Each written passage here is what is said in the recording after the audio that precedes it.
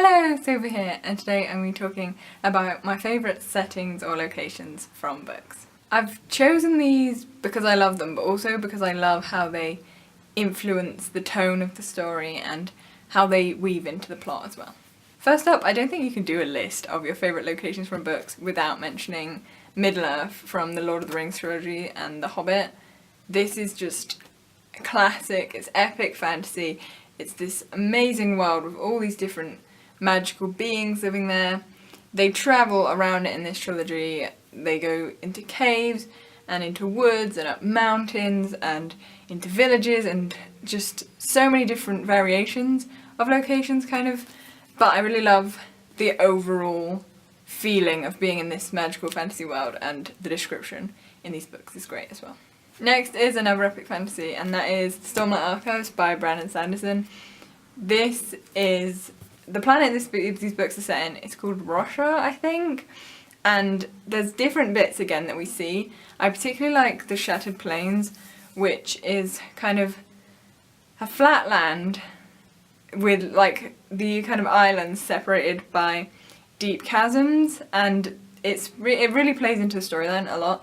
But there's also other places. We see Shallan and Jashnah go on the oceans, and then Shallan travels through other places, and you see a lot of different locations in these books, and it's epic fantasy and it works really well. I love it. Next is the setting of Wuthering Heights by Emily Bronte.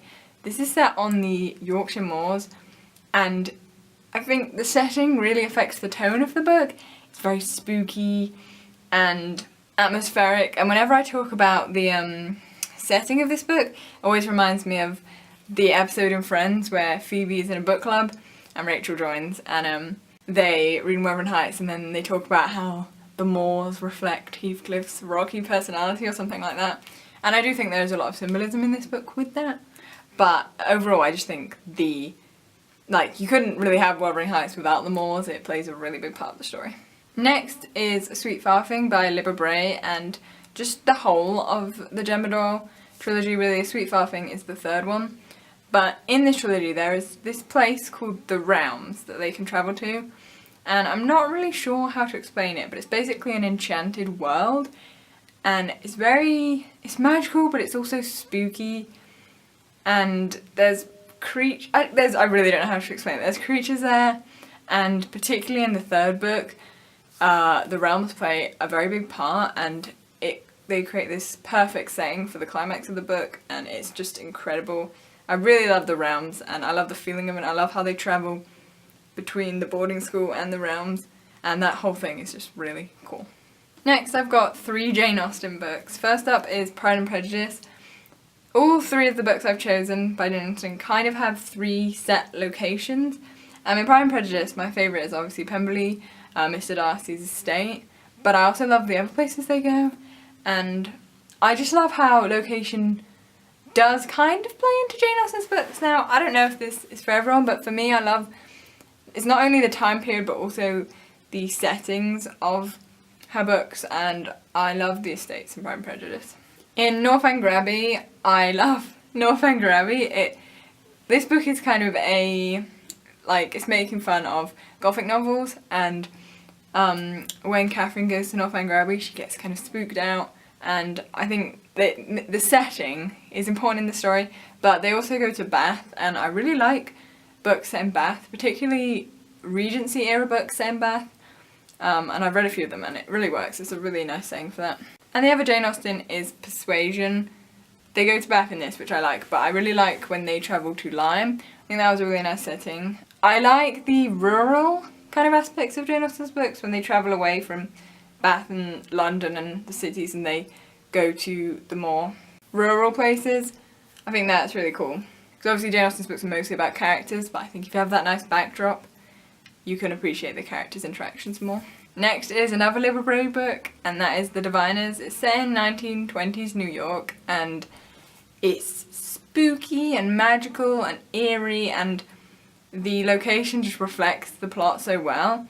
Like, for a lot of these books, I've described them as spooky and magical, and that really is, like, those two things, the setting and the plot, play into each other so well and create, like, this tone of the book, which is really cool to read. It's exciting and creepy, and in The Diviners they visit, you know, some clubs, but they also go to murder scenes, and it's all just plays into each other really well, and it makes such a great book. And the final book I want to talk about today is Masked in Shadows by Stephanie Burgess.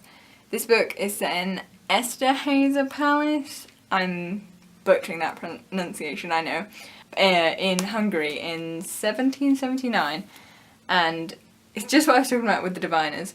It is spooky yet magical, it's romantic yet dangerous, there are secrets lurking within the palace walls, and it's that type of like Regency era. It's not Regency era, but it's like the Regency era, with the secrets and like everyone, like it's like, because it's all about like, I think it says in the back something about a plot that can only be stopped if Carlo and Charlotte can see through the mask worn by everyone they meet. Everyone has like another side to them, and the setting is so beautiful and yet dangerous, and it's just really cool, and it really affects the tone of the book. So there you have it. Those are my favourite settings from books at the moment. I'm sure I will discover more, and I'm sure there's others that I haven't mentioned.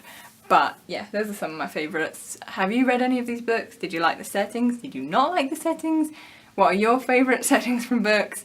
Let me know down in the comments and we can have a discussion. Thank you for watching this video. Hope you enjoyed it, and bye!